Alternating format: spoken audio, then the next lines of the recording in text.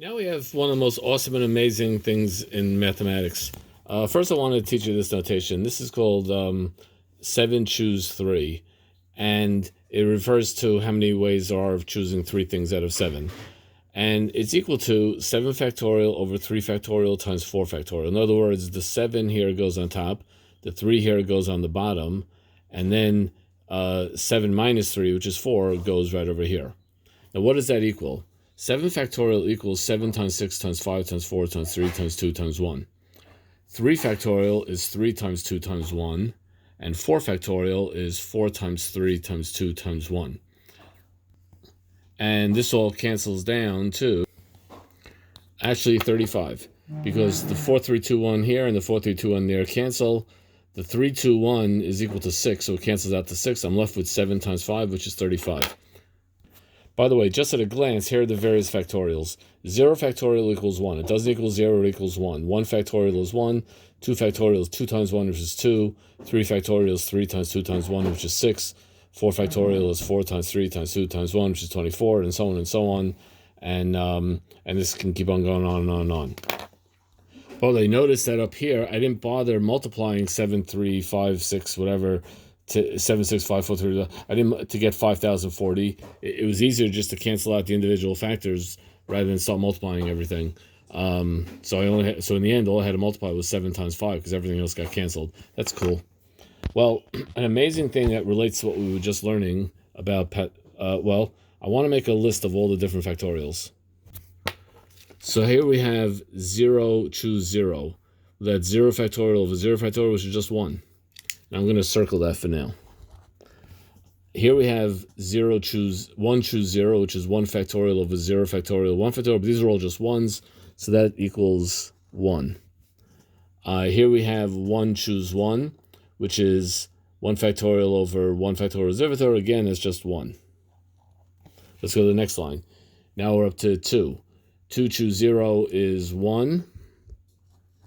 2 choose 1 is 2 factorial over 1 factorial times 1 factorial, but that just winds up being 2, and that's 1.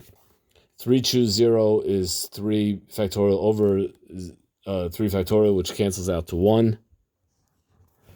3 choose 1 is, that's how you say it, is 3 factorial over 1 factorial times 2 factorial, but that's basically just 6 divided by 2, which is 3. And 3 choose 2 winds up being the same thing, and that's also 3.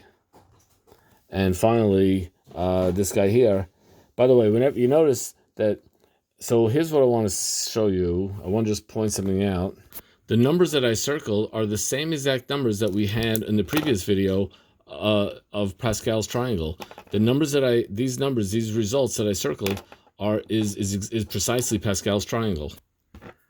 1, 1, 1, 1, 2, 1, 1, 3, 3, 1. It's the exact same numbers. In fact, if I would just pick a number at random, let's say I'm going to just pick the 10 over here. So 10, that's in the 5th row, and that's 0, 1, 2. So this will be 5 choose 2. If we multiply out 5 choose 2, we should get 10. Let's check it. Well, it's 5, 4, 3, 2, 1 over 2 times 1 times 3 times 2 times 1.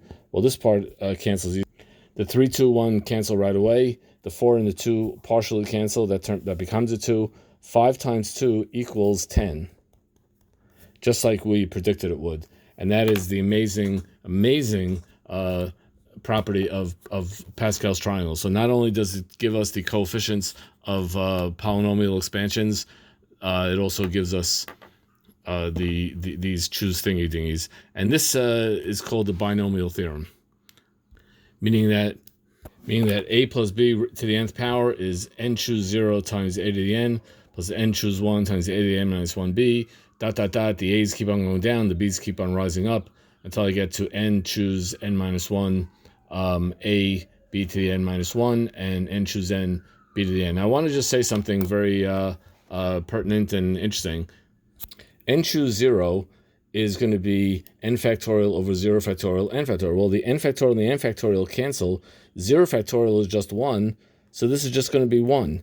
No matter what n is, this is always 1. And that's why the first number on Pascal's triangle is always, that's why the first number on Pascal's triangle is always a 1. Similarly, n choose n is going to be really what's going to wind up being the same thing. It's going to cancel the same way, and I'm just going to get left with 1. So that's why you always have a 1 on the end. That's why the first number and the last number is always a 1. Let's look at n choose 1. N choose 1 by definition is always n factorial over 1 factorial times n minus 1 factorial. But that just means n minus 1, n minus 2 down to 3, 2, 1. And this 1 factorial is just 1, and n minus 1 factorial is n minus 1, n minus 2, all the way down to 3, 2, 1. And notice that all this is going to cancel. The only thing that is not going to cancel is that initial n. So this is equal to n, which is why you always have on Pascal's triangle the second row you have a 2. Well, that's the 0th row. That's the first row. That's the second row. Always starts the first number after the 1 is a 2. The first number after the 1 is a 3. The first number after 1 is a 4. Because the first number always winds up being n, and the second, or I should say, not the first, but the second number, the first number after the 1, and the first number before the final one is always just equal to n. If this is the 5th row, then that's a 5, because that's always equal to n. And that is, again, another amazing thing about this amazing triangle, Pascal's triangle.